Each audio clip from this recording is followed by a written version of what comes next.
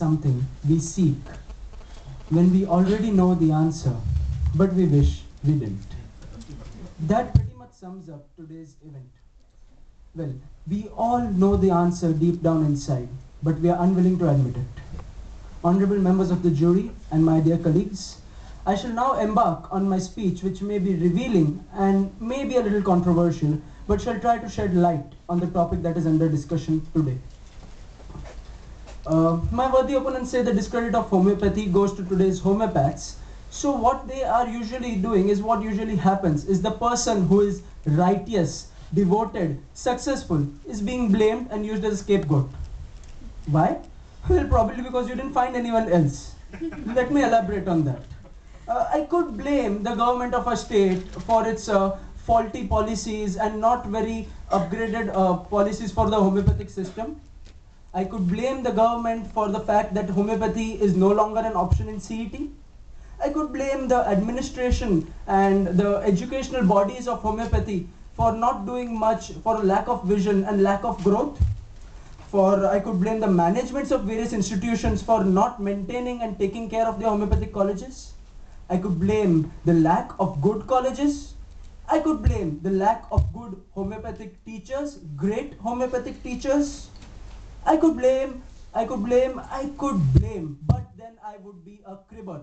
And that I am not. Friends, I do what I can and I do what I must.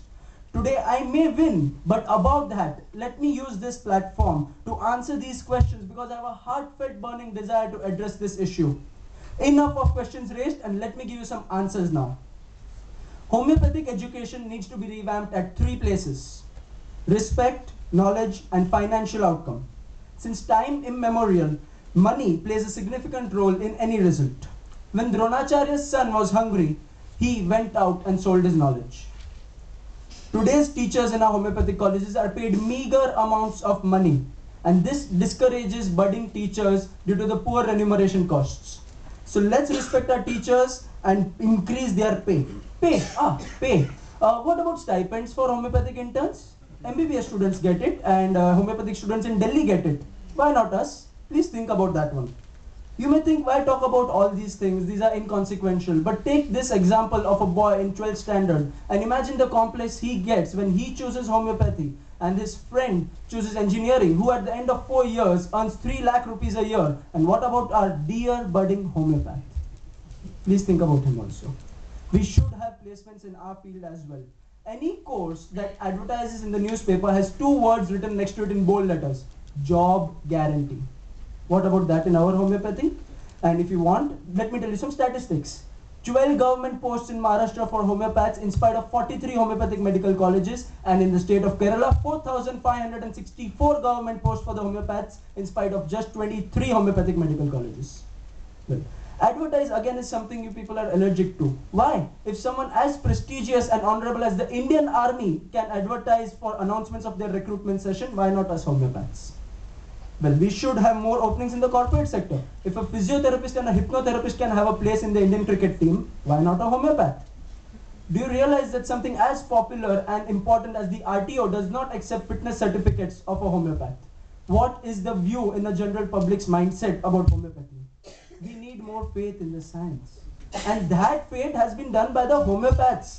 They are the ones who have given the results, and therefore a lot of students who have entered the colleges are because they have been treated successfully at some point of time by the homeopaths. The credit does go to them, definitely. No doubt about it. And if you have any one more doubt, let me give you one more example.